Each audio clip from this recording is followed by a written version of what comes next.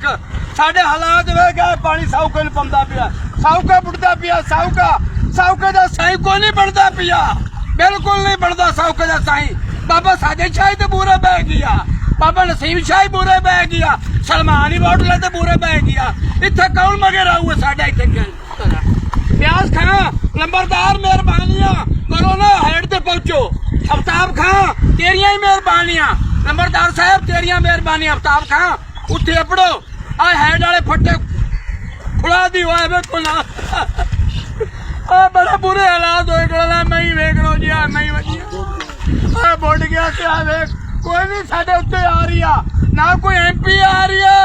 ना कोई पुलिस आ रही है ना सानू कोई पुलिस वाली मेहरबानी कर देन आ साडा माइयां ते पैणा विचों पईयां लगदियां पानी दे आ देखो ना साडे हालात बड़े खराब इसलिए नहीं आ रहे हैं देखो जी बहुत बुरे हालात खाना ही नहीं कोई खाना ही कोई नहीं बहुत बुरे हालात होए खड़े ना साडे वेख लो जी बड़े बुरे हालात होए खड़े ए साडे ते मेहरबानी करो जी बाबा साजिद शाह मेहरबानी कर एक बार साउके आ फेरा मार नसीम शाह साउके आ मियां इरफान साउके आ मियां इरफान खां दलताना साहब